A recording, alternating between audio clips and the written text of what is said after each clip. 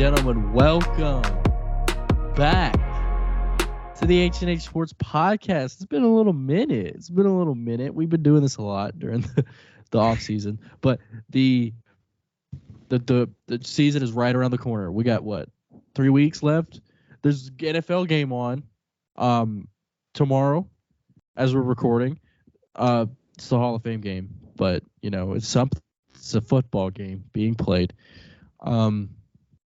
But yeah, there will be football played this month in August. This is also my birthday month, so get hype, woo woo. Anyway, we have the long-awaited, most anticipated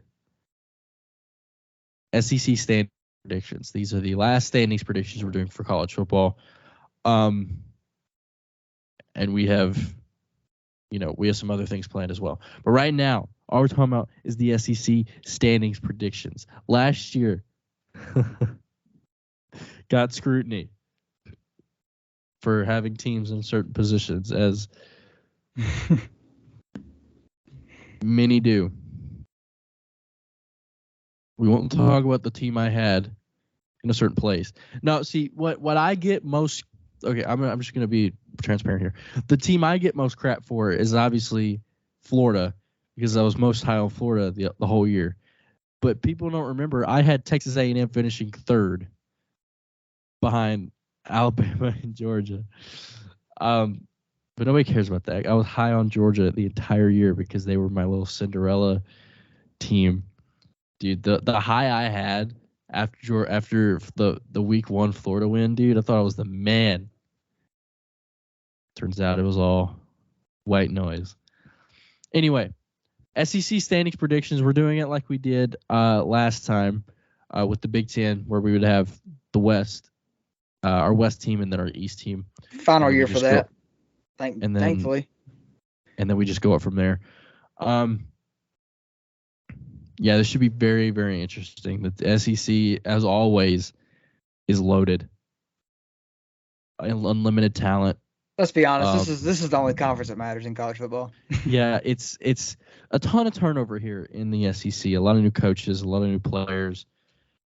A lot of players gone. It's a wild roller coaster. This SEC conference is every single year. So let's jump straight into it. Long-awaited SEC standings predictions. I think our predictions last year is like our third most viewed video on the channel. So, let's repeat that success. Doing numbers. Let's do some more numbers here. Let's start with the East, because we both know who this is. 7th place in the East. 7th place in the East. I have Vanderbilt. What, really? No, it's Vanderbilt. It's Vandy. It was always Vandy. I don't care what anybody's going to say. It's Vandy. It's going to be Vanderbilt.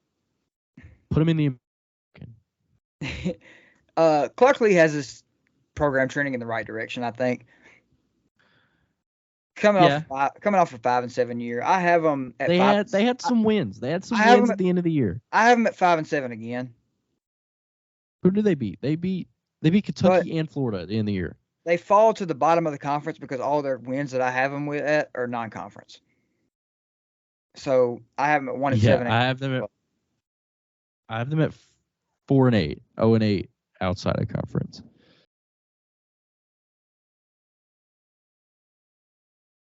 Seventh place here, I feel like is going to be the same in the West. I think. Maybe. Who's yours?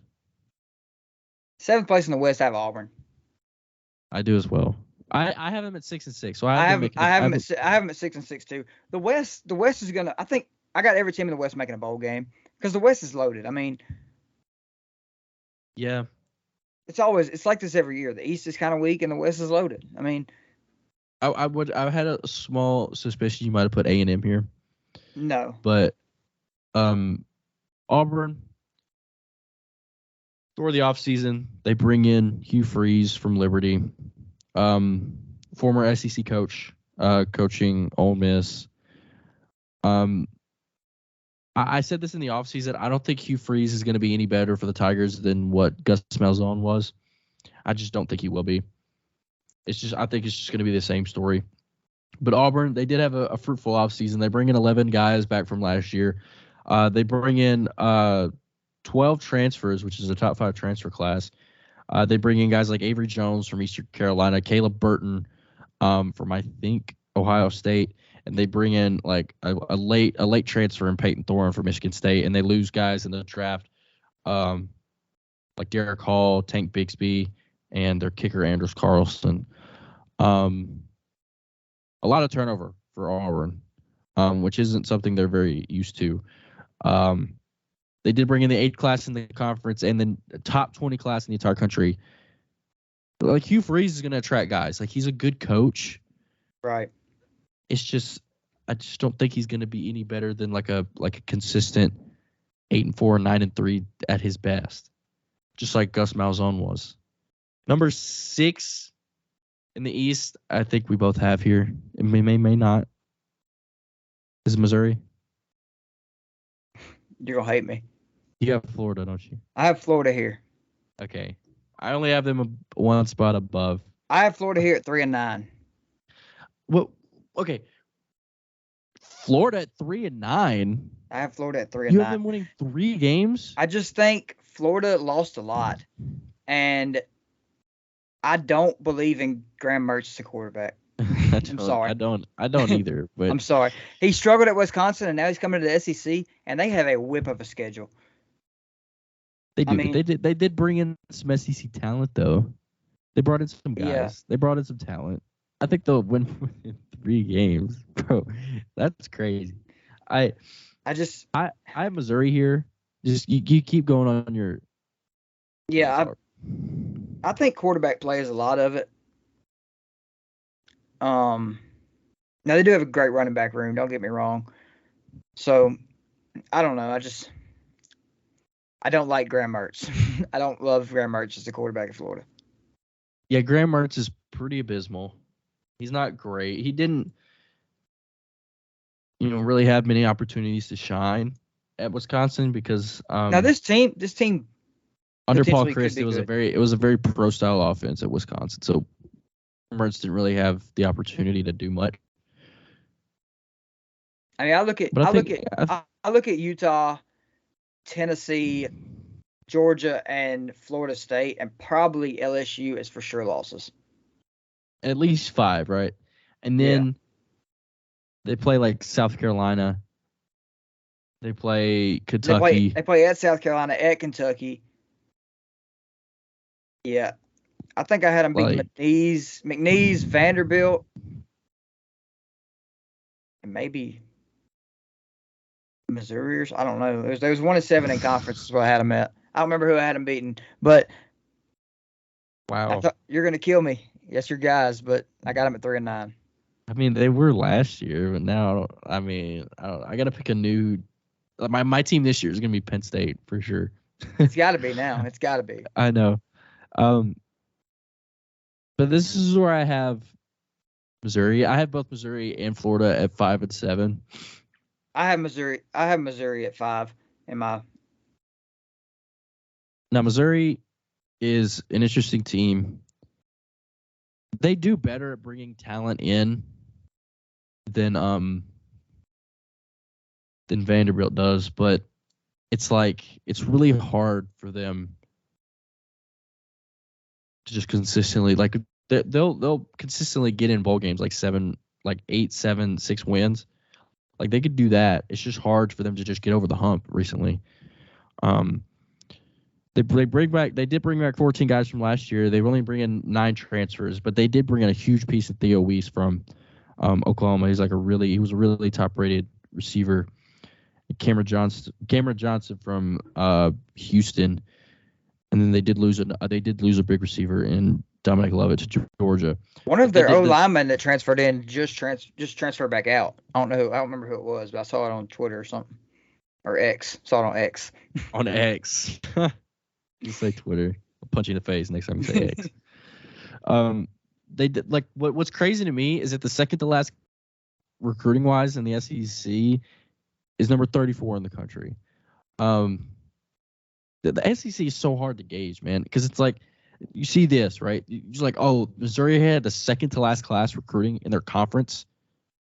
Oh, but it's number 34. Like, that's not that bad. Out of like 130 plus teams, like that's not terrible.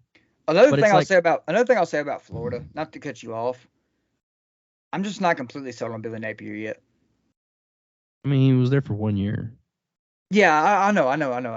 I think Florida should give him at least 3 years. I'm not saying they should fire him if he goes 3-9. I'm definitely not saying most people are saying if he doesn't make a bowl game this year, he's out. Which is ridiculous. No. Which is because they're recruiting good. They're recruiting well. Yeah, Napier's bringing in guys like it's like he's been there forever.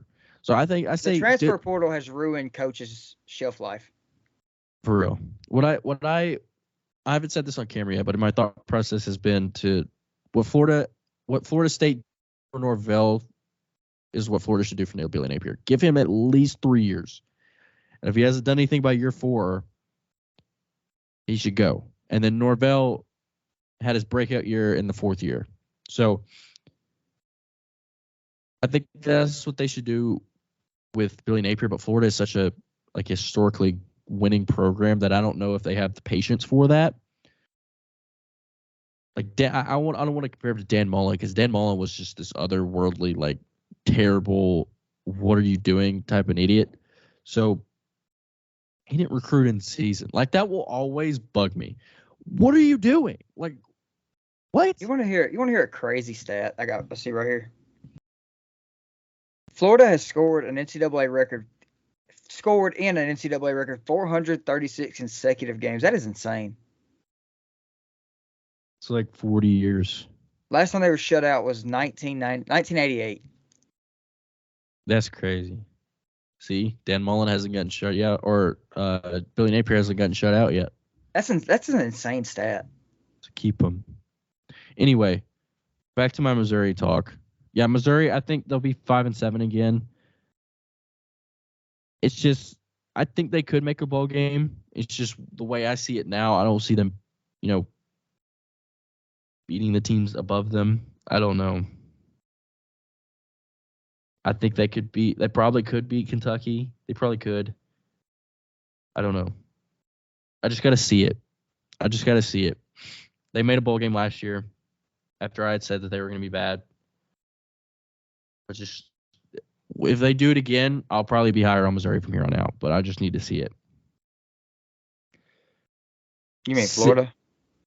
No, for Missouri. Oh, you were talking about Missouri. That's right. My bad. Yeah. At number 6, I have Mississippi State at 6-6. They'll be decent. I think a new coach, obviously, there will be a little bit of turnover issue, like not turnover issue, but like a little struggle with change is what I'm getting at. Having Will Rogers play quarterback for the 100th year definitely helped. I think they have this is a weird situation for them where it's not like the coach left. Yeah, it is bitter definitely about it, or it's like, the coach got fired and they're all like, what do we do? It's like, I think this team will rally around, the guys that stayed, and their new coach in Zach Arnett, who has a tough position to be in right now. It's like I think it's got to be weird for him knowing that like he's filling in for, a position that he probably wishes wasn't open. Yeah. So I think these guys will rally around Zach Arnett. I have them a little better. I'm not saying he's not a good coach. Don't get me wrong. Yeah, but the people got Mississippi State just bombing. Yeah, I don't think they're gonna be 4-8 like everybody thinks. I got them at 6-6. It's respectable, I think, for first year head coach. Yeah, I have them a little better. This is where I have Ole Miss. Not to mention a new offense. I forgot to mention that. Yeah, Will Rogers is not going to be throwing 60 passes a game. But this is where I have Ole Miss staying in state. Last year I had Ole Miss way better. They bring back 13 guys. They bring in 14 transfers. That may not be right. again, the transfer numbers is kind of skewed all around. Number 6. I'm assuming Spencer Sanders is going to play quarterback for this team. He's got to. He's the most experienced guy on the roster. I don't know. Dart has the most experience under the system. That's true. Yeah, Lane Kiffin, he brings in guys like Spencer Sanders, like you said, to play quarterback. He brings in another quarterback from LSU and Walker Howard. He's definitely not starting. No, he's definitely not starting. But no, and then our guy Prescorn from Memphis. Prescorn has big potential in this offense. I'm telling you. I know. Prescorn is going to do. If he puts up numbers with us, he's going to put up numbers with Ole Miss for sure. With the best offensive line in the game in college football. Yeah. They did lose some NFL talent like Jonathan Mingo and Zach Evans to the draft. But they did have a really good recruiting class, too. With Lane Kiffin, you expect a bunch of drafters. He did do that, but he brought in some good recruits. Top 10 class in the conference and the number 23 class in the entire country. Ole Miss, I have them at 7-5. I have them decent this year.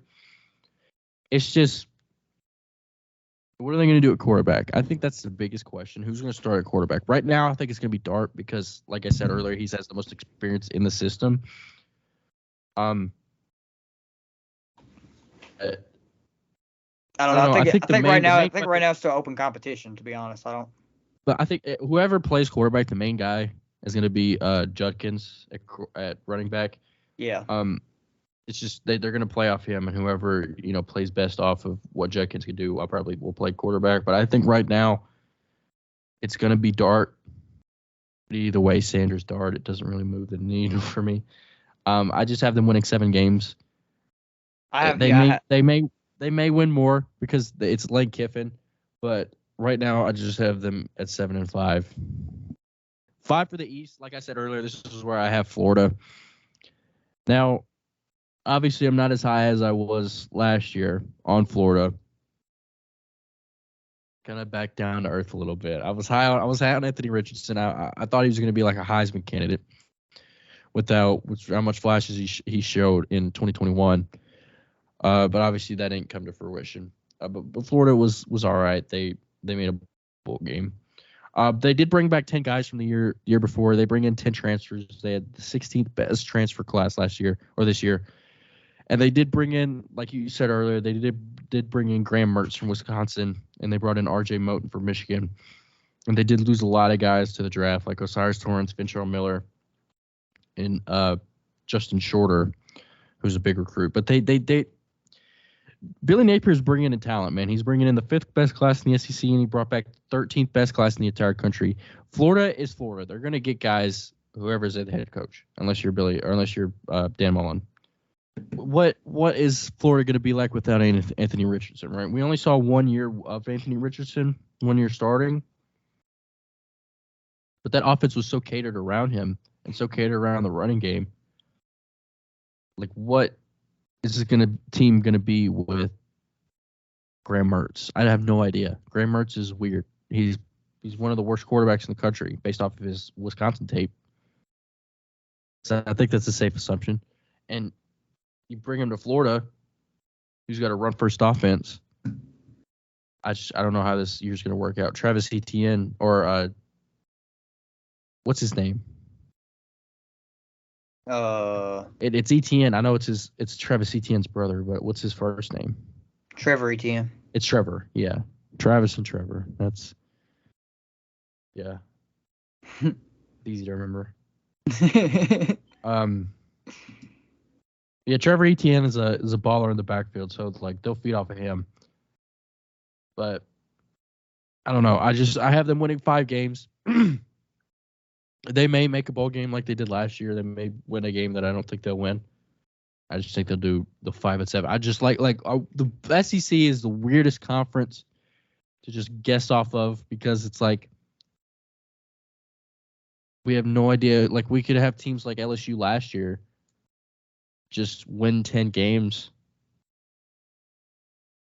Like when nobody expected them to win that much. Like a few people did because it's like Brian Kelly, but I thought they would, have a step back this year, a little development year.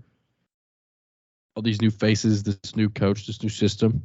But no, they just make the SEC championship. Beat Alabama. Yeah. And teams to plummet. Like, we knew Auburn was going to be bad last year, but like nobody thought A&M was going to be as bad as they were. They were the worst team in the SEC last year. Like, nobody thought that. I think that's what makes the SEC so fun to predict, is it's so unpredictable. It is, like, so unpredictable. Nobody thought, like, only Tennessee fans thought that Tennessee was going to win 11 games. But nobody in their right mind thought Tennessee was going to win 11 games last year. Everybody thought they were going to be good. I knew they were going to be good. I was thinking 8, 9. Yeah, like, respectable. Josh Heupel proved that year one. But nobody thought they were going to win 11. The SEC is just so unbelievably unpredictable that it's really hard to just be right. Number 5 for the West. Number 5 in the East, I got Missouri. I think I already said that. Yeah, I think I have them at 7-5. So. Oh yeah, they're making a bowl game. I have them making a bowl game. Missing. I think this defense will carry them to a bowl game. I think that's what they're going to have to do if they're going to make a bowl game. The big question mark is a quarterback, I think. Yeah, Blazlick's gone. He was like their only hope. That quarterback room has been lacking since Drew Lock left, and that was some years ago. Yeah, it's been a while. Yeah, I got 7-5. Their defense is going to be solid, and they got some playmakers on the offensive side of the ball. They'll win. I think they'll win a game they're not supposed to.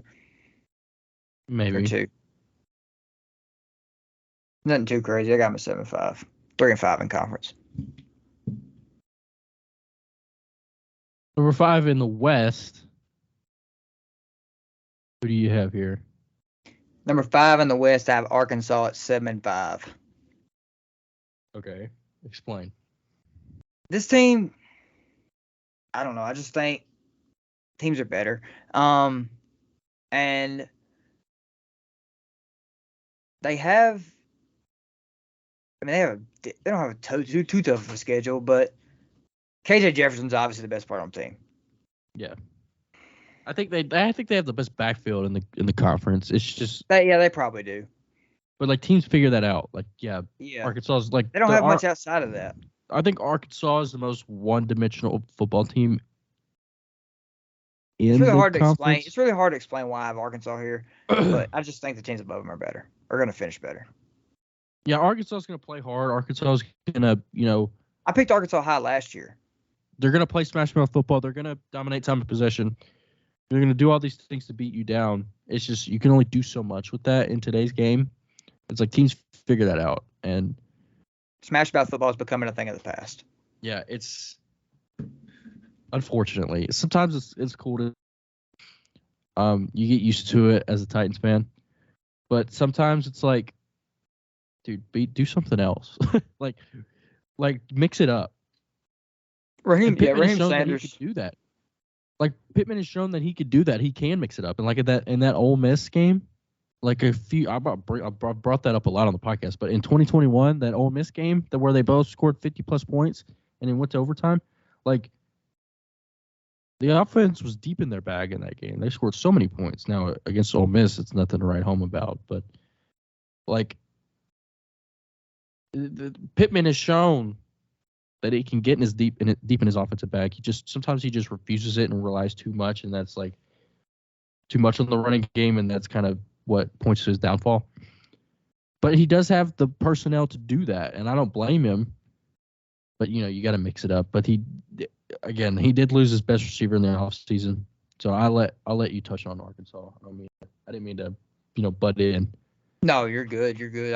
I mean, there ain't really much I got to say about them. Just that I think the other teams have finished better. Yeah. I have A&M. I have them at 7-5. A&M last year was the train wreck of all train wrecks last year.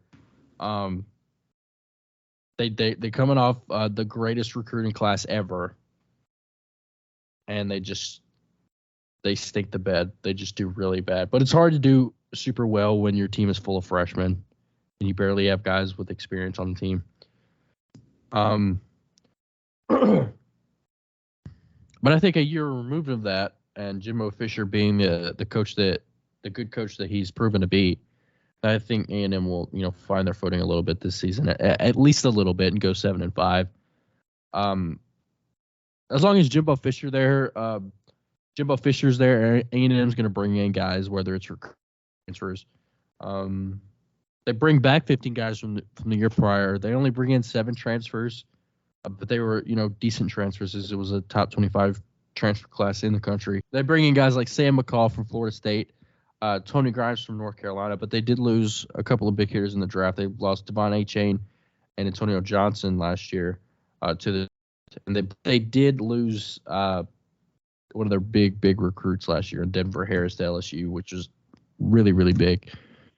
But they did, do a decent job of bringing guys in. Class in the SEC and number 15 class in the entire country. But yeah, I think with Jimbo Fisher, being the coach that he is, I think he'll propel this team back to another winning season. Like it's just hard to say like A&M was the worst team in the SEC last year. It's just hard to fathom when they're usually just this winning program all the time. But I think they'll do a couple of games better. The biggest problem I have is like who's going to play quarterback. I just have them sitting at 7 wins. I just think the roster around whoever plays quarterback is good enough to do at least make a bowl game for them. But it's A&M's hard to explain. They have a bunch of young guys. They have a bunch of top-rated recruits who are super talented. But it's like you got to form a team. You can't just put a bunch of good players and expect to play good. You got to build a team. So I don't know. We'll see how it goes. But I easily could, with their quarterback situation, I easily could see A&M just plummeting. Number 4, 4th place in the East. Fourth place in the East, I have South Carolina at 7-5. Boo. Boo. Well, you hate it. I hate it here. Same. You got the same. You're not about Beamer ball, bro. Last year on our hot takes video, we were all about Beamer ball. And what are you doing now? Do you have them winning 8 games? I have them winning 7-5. Boo. Boo. They're at least improving. I have them at least small step back. Boo. Impossible. Spencer Radler is that guy. Explain. I need explanations. This team definitely has a higher ceiling, I think. Well, they only bring back 2 starters on the offensive line, and Jalen Nichols, the starting left tackle, has a torn ACL and will miss at least the start of the season. Yeah. So a true freshman playing left tackle.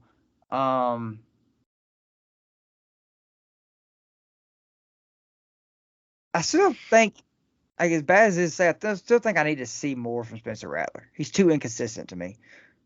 That is fair. He wasn't crazy last year. It wasn't bad. Now, Spencer Rattler versus the Tennessee Volunteers is one of the greatest quarterbacks I've ever seen play the game. The greatest player to ever step foot on the gridiron. Even going back to Oklahoma. that fateful night. I mean, I guess I could see it a little bit, but I'm higher on them. I'm still high on I'm still high on Beamer ball. Their best player is probably DQ Smith. Probably, you could argue. Anyway, this is where I have Kentucky. Now, Kentucky is in this kind of purgatory where Mark Stoops is always just going to have them decent, but it's like the Gus Malzahn thing. Like, can he get them over that hump of just being elite? I don't think so. I think Kentucky's just going to stay, decent at 7-5 this year. They bring in Devin Leary from NC State, who was a decent quarterback last year before he went down. And they bring back their old offensive coordinator from 2021. I don't remember his name, but he came from the Rams. And he helped Will Levis have his best collegiate season in college that year. So I think Kentucky is always going to have a decent defense too. And I think Kentucky will go 7-5. Where are my notes on them? I have notes. Yeah, they bring back 14 guys from last year. They bring in 7 transfers. Again, they may be wrong. Number 12 transfer class in the entire country. They bring in, like I said, Devin Leary from NC State and J.Q. Hardaway, which is an underrated pickup from Cincinnati. They did lose their 2 best offensive players last year in Will Levis and Christopher Rodriguez to the draft. They didn't bring in a great haul other than transfers. They brought in the 12th best class in the SEC and 32nd best class in the country. Kentucky's like that. They're one of those teams that's not going to recruit great, but they're still going to do what they, do what they have with the talent that they bring in. I think Kentucky's going to be decent, like they always will. And they're going to have a sprinkle in some years in there where they win 9 or 10 games, but overall they're just going to be all right.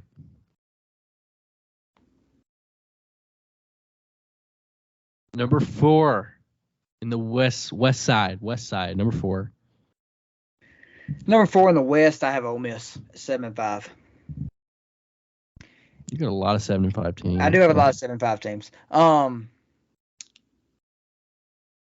I made the mistake last year putting Ole Miss really low. I know. Because I was on you from the jump. Because of the transfers, and Lane Kiffin sort of kind of proved me wrong. And for the first half of the year, he proved you wrong. But for the second half, you look like a genius. So I'm not gonna make that. I'm not gonna entirely make that mistake this year. I'm putting them at 7-5. I do think they have a better ceiling than that. But like you kind of touched on, the quarterback room isn't exactly great. I mean, even when they do make their final decision, it's going to be... Yeah, like I don't... Spencer Sanders was good at Oklahoma State, but he was still inconsistent there. I know. He came back from injury one week and threw 68 passes. And he didn't even complete 50% of them. Quinshon Judkins is probably one of the best players in the country. I wouldn't go that far. He's good.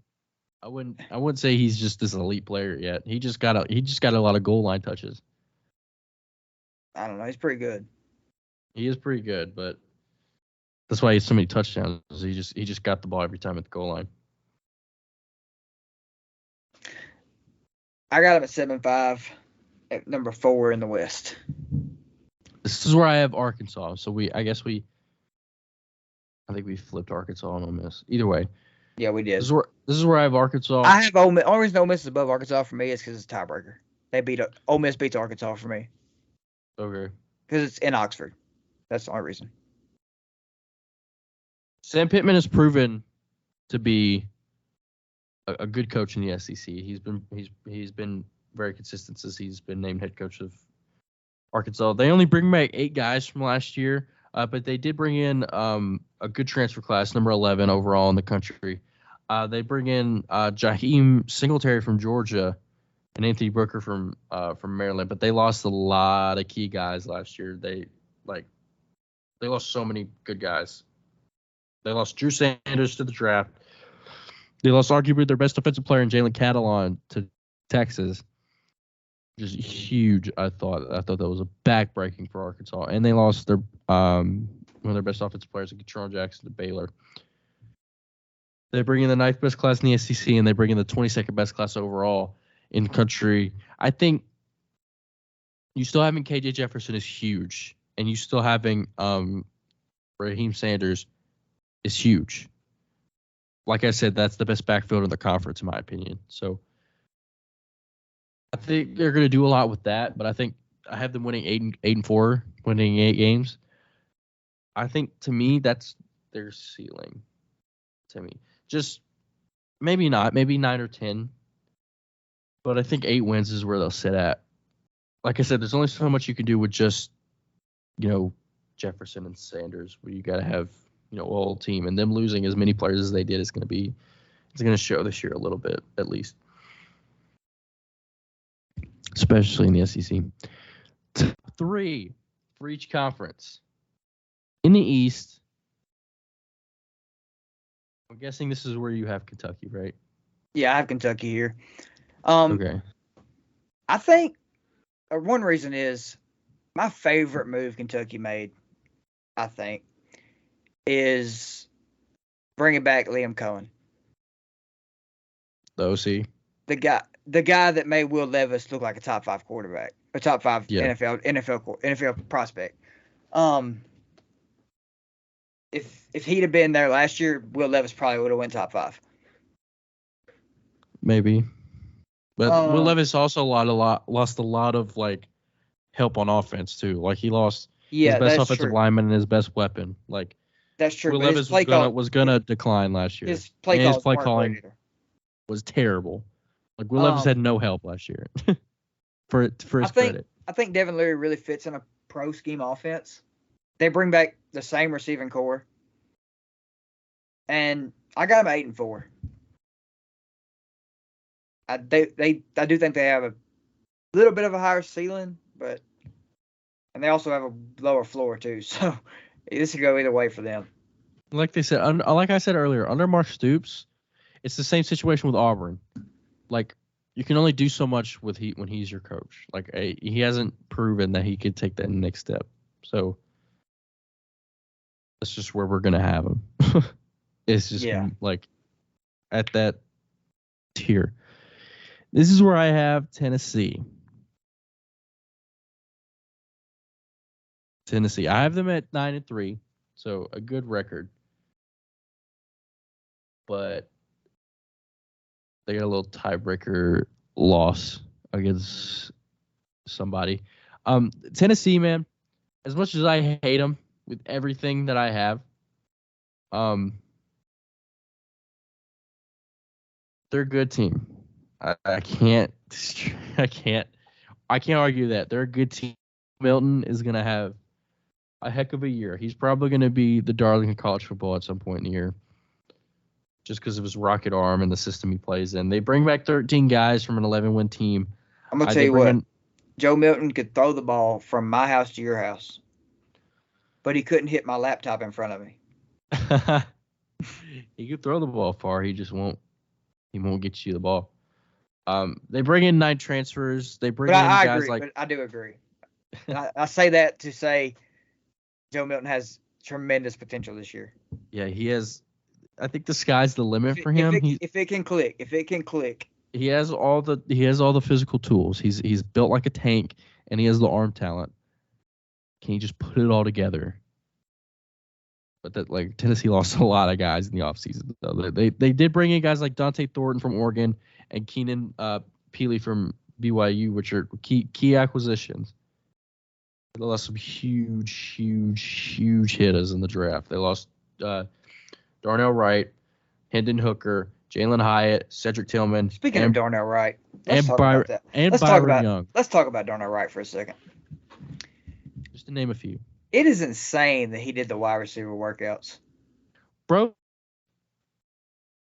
I mean, like, yeah, you shouldn't have, but that's like, it's good for him because he's more nimble, Well, I know it's definitely good for him, but he can pull block better for Justin Fields. I don't think people realize how impressive that actually is. I mean, I don't know what they look like, but I'm sure they're more, obviously intense for someone like Darnell Wright to do. I think he lost more weight than he should have. He's only like 330 now, but he was way bigger than that. Yeah, that's insane. But anyway, you can go ahead. But all that to say, Tennessee lost a lot of pieces that helped them win 11 games last year.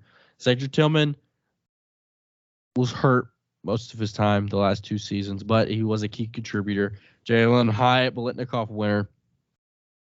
Byron Young, key contributor to that defense.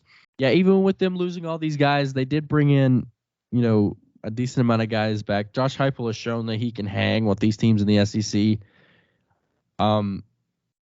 With him, beating Alabama last year, putting his money like the most points Nick Saban has ever allowed. I feel like that's happened every year since like 2019. Like it's just that record's just being broken every year. They've got broken twice in 20. They got broken like by Clemson first, and then it was Auburn with Bo Nix, and then I know Tennessee did it last year too. It's just harder to play defense in college football recently. That 100-play offense will do it to you too. Heupel's offense. I gotta give credit where credit. Heupel's offense is insane. It's so weird though. It's genuinely fun to watch. I hate to say it, but it's so weird. Like sometimes he'll have the receivers all the way down on the sideline, and it's like he'll just run inside zone. Like I don't. Yeah. I'll never understand it, but it works.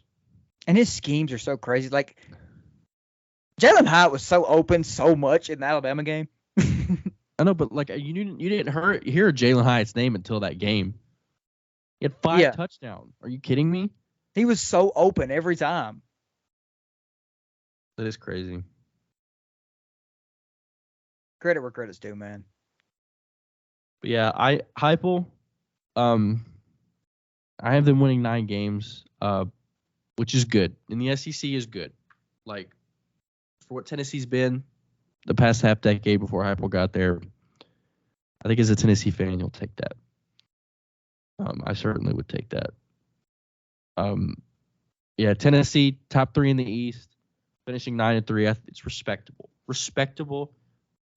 If you're a Tennessee fan and you're mad at me for this, I don't know. Oh, well. Go do something. Who's your 3 for the West? If you're a Tennessee fan, you're mad at that, next year be your year. My 3 in the West is Texas A&M. At 8-4. I don't hate it. Eventually, this is Jimbo's 6th year. Eventually, he's got to make something happen. I feel now, if he will let Bobby Petrino call the plays and not try to run the offense, he might be all right. Jimbo can recruit every position ever besides quarterback. Yeah. Like, there's no way you've done all this recruiting and not gotten at least a respectable quarterback. Maybe Connor Weigman is, but I think they have a good wide receiver room,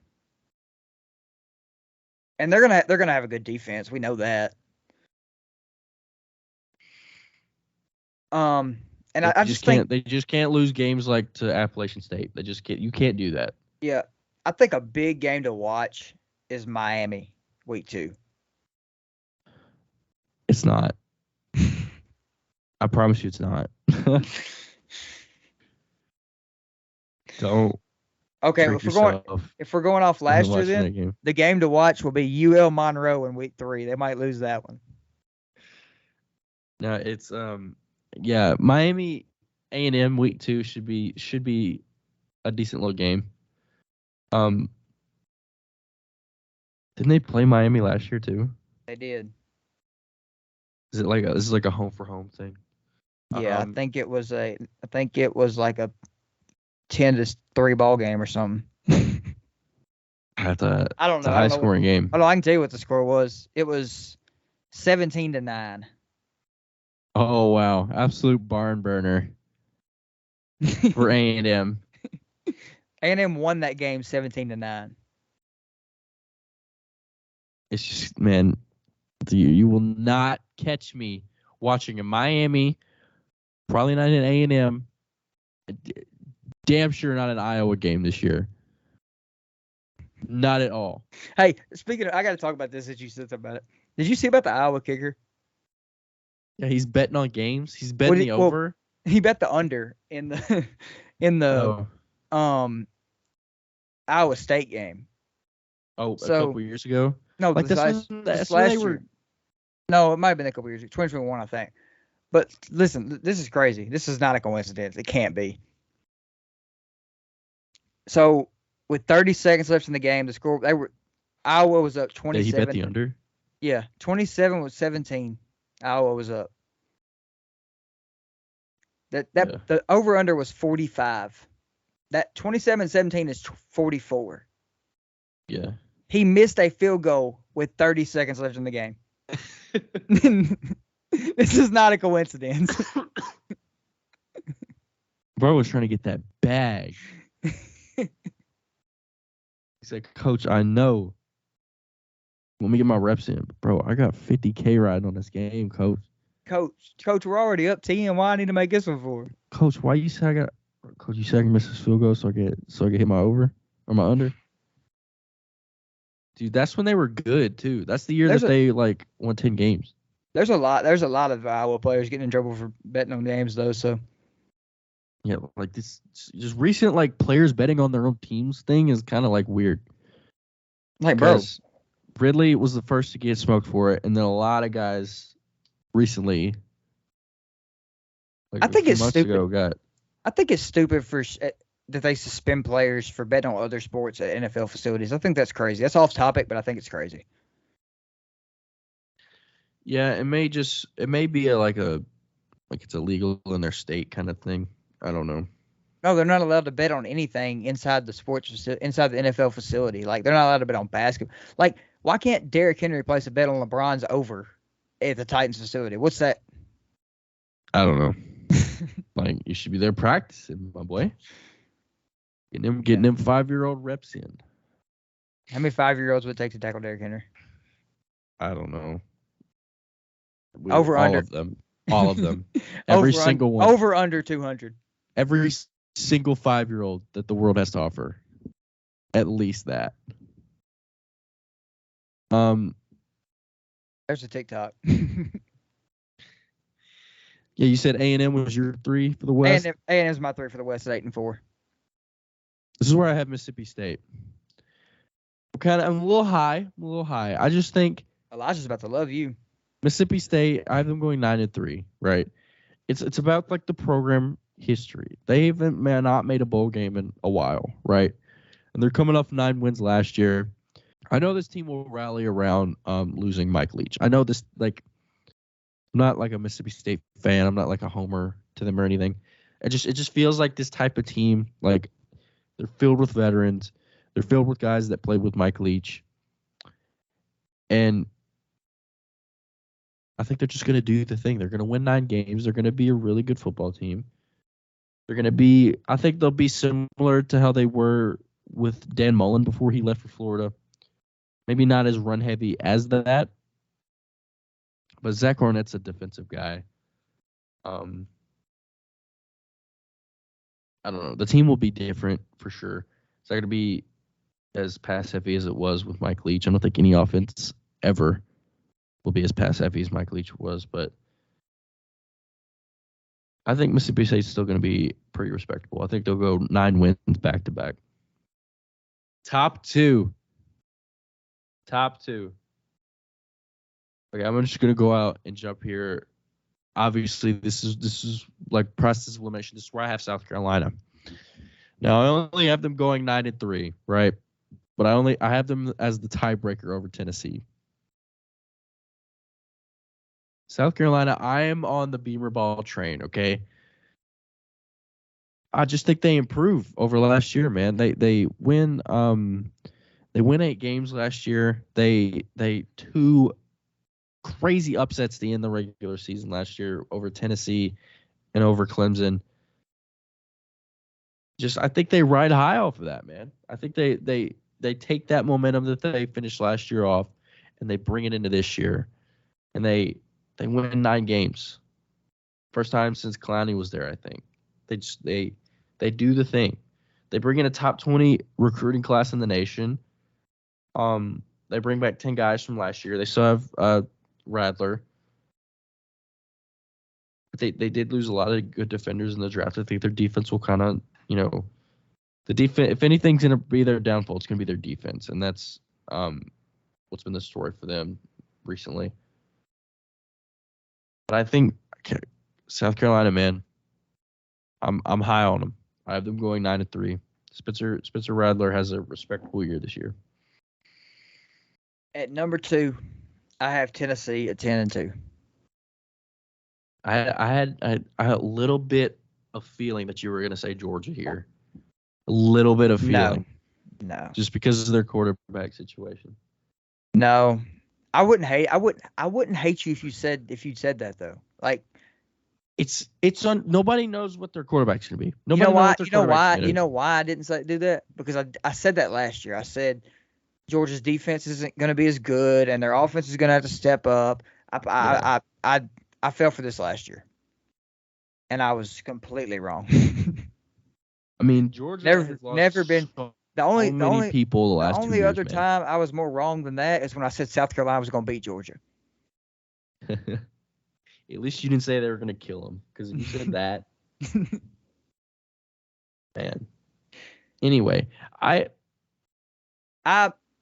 obviously we know I have Georgia 1, right? But it's like, I think I could see them getting upset at some point this year. I could see them losing in Knoxville. I'm not gonna lie.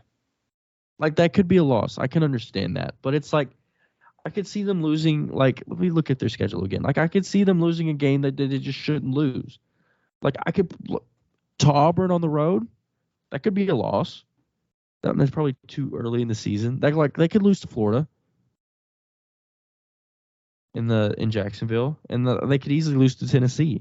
Like, there's a couple of these games where I just think that they could just lose. Yeah, I'm not falling for that again. Whoever's playing quarterback for them get an easy first 4 games. Maybe not against South Carolina, but yeah, I'm they not get 4 straight home games to start the year. UT Martin, Ball State, South Carolina, and UAB. Whoever's playing quarterback got a little 4 weeks to get used to it. But yeah, Tennessee at 10-2. Joe Milton, if he makes it all click, I think he could be in New York.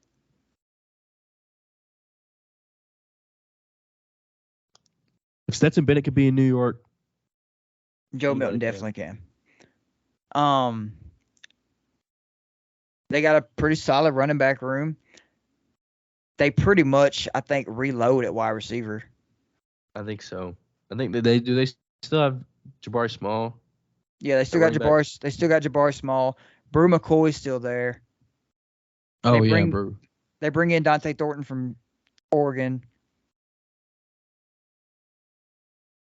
I think they got slightly better on defense. It might still be iffy,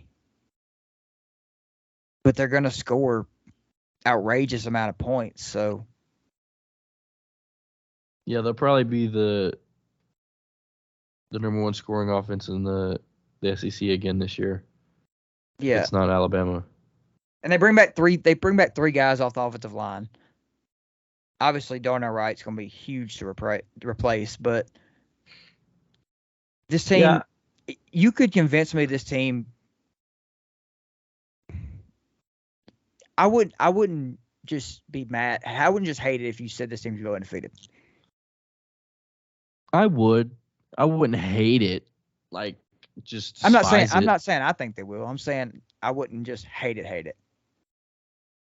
I wouldn't like it. Not because it's Tennessee. Like, they would have to win at Alabama and a couple more, but I know. The only 2 losses I have are Alabama and Georgia, obviously. I think the year for them to go undefeated was last year, and they just didn't do it. Yeah. But, like, there's no way they were losing. They were beating Georgia, though. There's no way. But yeah, the only 2 losses I have are Alabama and Georgia. But I think Georgia's a more winnable game than Alabama this year, just because Alabama's in Tuscaloosa and Georgia's in Knoxville. That's really the only reason I say that. It's going to be a lot easier to beat Georgia in Knoxville than it is Alabama and Tuscaloosa, I think. Especially Alabama's going to have revenge on their mind too. So it just depends on how well their quarterback plays. Yeah, we have no idea. Milton's got to hit his guys. I mean, I'm talking about Georgia. Oh, Alabama's or Georgia's, either one, or any of them. Let's just cover them all. You think Will Levis or Will Rogers is the second best quarterback in the SEC this year? I don't know. I doubt it. I was just thinking about this earlier today, and who is the best quarterback in the SEC? I was just thinking about this the other day, and it's crazy because I said this to somebody today. It's usually the SEC has at least one quarterback that's like elite. You know what I mean? They don't have that. They don't have that guy this year, I don't think. Okay. Let's look at the top guys, right? We could put Milton up there. Daniels, Rattler, Jefferson's definitely up there. Devin Leary? I would put him. I don't know that the quarterback situation in the SEC is a little weird. Yeah, I know it's weird not seeing like at least one elite quarterback. Like you had Bryce Young. The year before you had Bryce Young. Bryce Young again, yeah. And then the year before that you had 2020 was who was 2020? Who was 2020? I don't want to say Mac Jones. Kyle Trask. Yeah, Kyle Trask. He threw like 43 touchdowns that year. The year before that was Joe Burrow. 2018 was who? Tua, yeah. Or Hurt. Or 2017 be Hurts. So it's like always going into the season, you got that guy that you know is going to be the clear-cut number one quarterback in the SEC. You know what I mean? You don't have that this year, I don't think. No. I don't think you could pick one guy that's just going to be the best. I mean, it makes it fun to me. If it is, you pick one, it'll be KJ probably. But it's like the best one is like not on the best team. Yeah. Right. So it just adds to the unpredictability of the SEC. Just makes it fun. Well, I'm gonna move on. And if I had to pick my quarterback that I would pick to be the best SEC this year, at number 2 in the West, I have LSU. I think Jaden Daniels is going to make a massive leap this year. I'm surprised he came back. I mean, I'm going to tell you what. I watched their spring game the other day. I did. I sat down here, got bored, and watched their spring game. I think every department that Jaden Daniels struggled in, he improved on. Was he patient in the pocket? Yes. Are you sure? So that's his biggest flaw, in my opinion. He'll make chaos out of nothing. That's what Jalen Hurts struggled with. He makes chaos out of nothing. I think Jaden Daniels is going to be amazing this year. I could be totally wrong. He could crap the bed. I don't know. But Malik Neighbors, wide receiver, pretty good guy. He's that guy. And then on the defensive side of the ball, Harold Perkins, man, good guy. He's so fun to watch. He's going to be a top 5 draft pick. He's going to be a top 5 draft pick. He's so fun to watch, man. And he just has a knack of getting to the football, you know, like LSU had a really, really good offseason, man.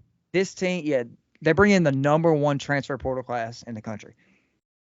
Such a good transfer class, man.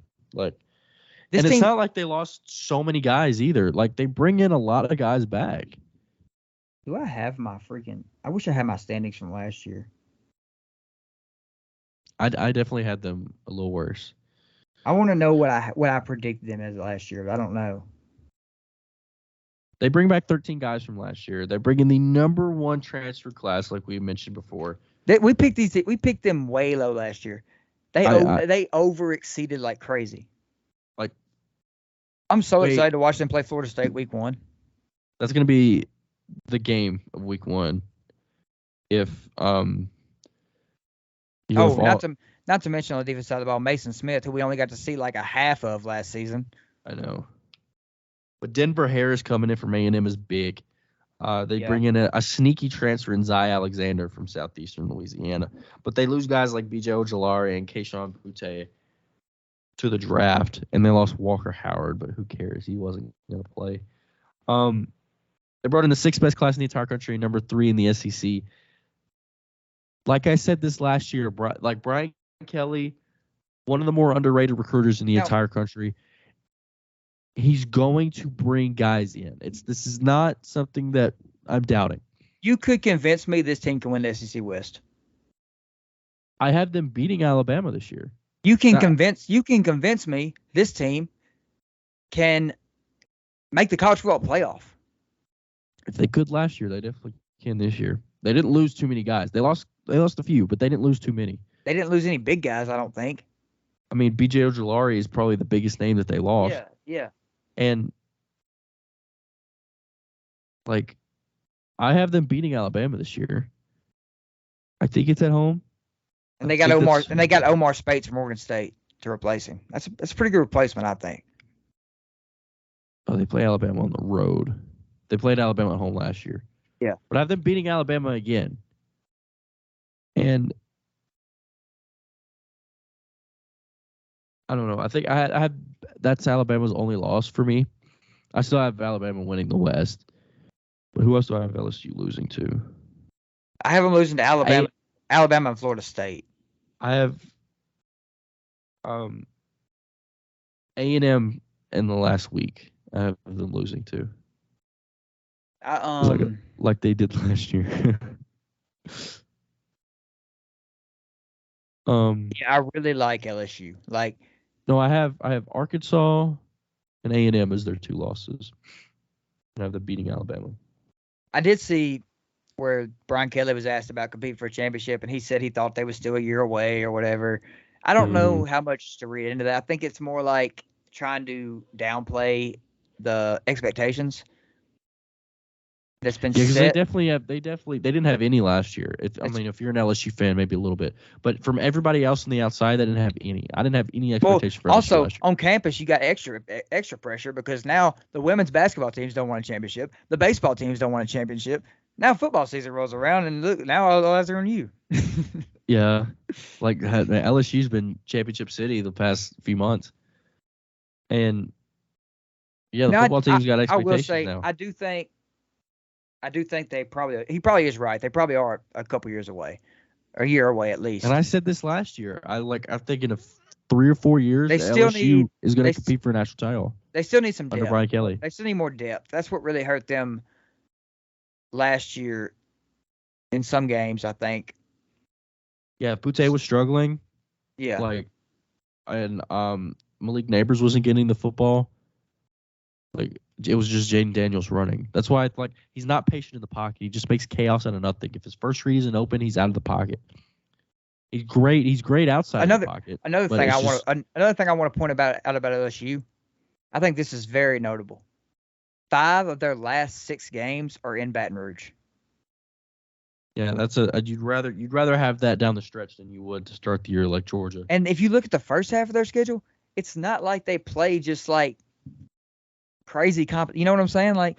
They have Florida State week 1. Yeah. Right? Other than that, then they play Grambling. All these games are winnable, I think. And then they play Mississippi State on the road, week 3. Arkansas at home, Ole Miss on the road, Missouri on the road. It's not a cupcake schedule for sure, but it's not crazy. Let's just look at this. This A&M game is probably going to be a night game. Yeah, I have them losing to A&M in the last week. At least 2 of these games are going to be night games. I think most of them are. I think Alabama, LSU definitely.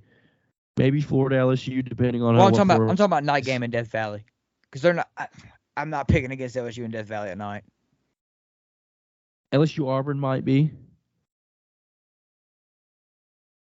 LSU Arkansas might be. It's a rivalry game, so it definitely will be. LSU Texas A&M might be.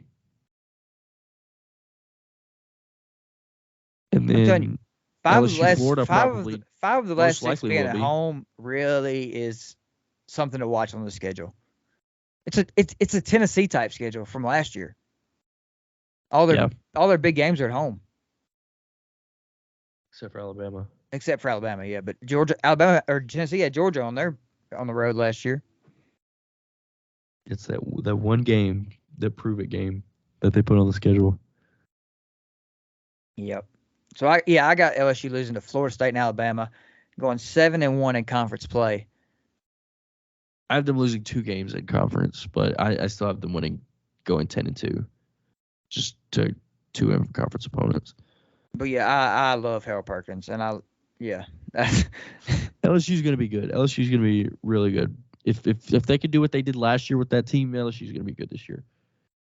If Jaden Daniels takes the leap, I think he can. They This could. team, they could make some noise. He could join Joe Milton in the Heisman conversation, but it's boring. We both have Bama and Georgia here, but like at number 1, I have Alabama at 11-1. I have them at 11-1 too, and I have Georgia undefeated on the other side. I have Alabama losing in week 2 to Texas. I think I had Texas's only loss was to Alabama. I think that was mine. But Georgia, let's look at Georgia's schedule here. I want you to tell me any game that's losable for them, and except for Tennessee, right?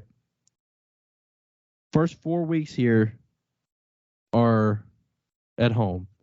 I'm not picking South Carolina. They got UT Martin, Ball State, South Carolina, and UAB, right? 4-0. 4-0. You play Auburn on the road. 5-0.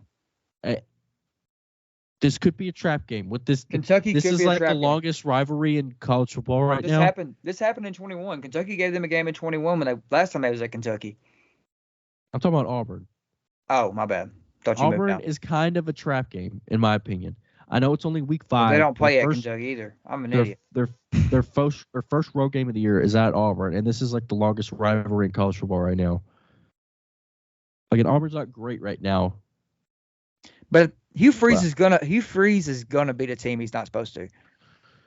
Oh, I know. He's good for that. A wonky win in there. And he's gonna lose to a team he's not supposed to. He's good for that too. Hint, hint. Could be Vanderbilt. Or Missouri. I mean, you look at the Florida game, right? It's the neutral site. Yep. Neutral. Yeah. It could be a loss too, just depending on how well Florida plays. Like, because it's Georgia, Florida, and we don't know. Like, this all depends on their quarterback situation, right? It looks like their quarterback's gonna be Carson Beck. And I don't know how he's gonna do. Like, we haven't seen him play football. He's gonna force feed Brock Bowers is what he's gonna do. Unless you watch the spring games, like, we don't know who these quarterbacks are gonna do. Like, Tennessee obviously is the one you look at and be like, hey, that's the one game where I look at and say that's could definitely be a loss. That's gonna be a night game. That's obviously a night game. That's gonna be the game day game. That's like gonna be the game that week. Yeah, they might as well go ahead and announce it. Unless Tennessee just like comes out and completely craps the bag and goes like 2-9. I think the only way Tennessee just sucks is if like Joe Milton or somebody gets hurt. Like a key injury. It's gonna take something big for them to the wheels just fall off that bad. I think just looking now, like I just don't think there's anybody in the East. This is kind of a cupcake schedule. I don't think there's anybody. It definitely play in the East. It's past the cupcake schedule. Like the only game where they did have Oklahoma on here, but the SEC made them take it off. I think because because Oklahoma's coming into the SEC, which doesn't make sense. Which doesn't make sense because Alabama's still playing Texas. I feel like that would just be a reason to keep them on the schedule. Yeah, you would think, but I think they did have a home or a game with Oklahoma on the schedule before. I only have one game where I'm just like, wouldn't be surprised if Georgia lost, and it's to Tennessee. Only because Tennessee's at home. Yeah, the rest of them they might lose to Georgia Tech. No. I'll delete this channel if they lose to Georgia Tech that week. Yeah. Just like how I mean, unless their offense just comes out and does like they did against freaking Missouri last year. God, that was the worst. They definitely had some hiccups on offense last year.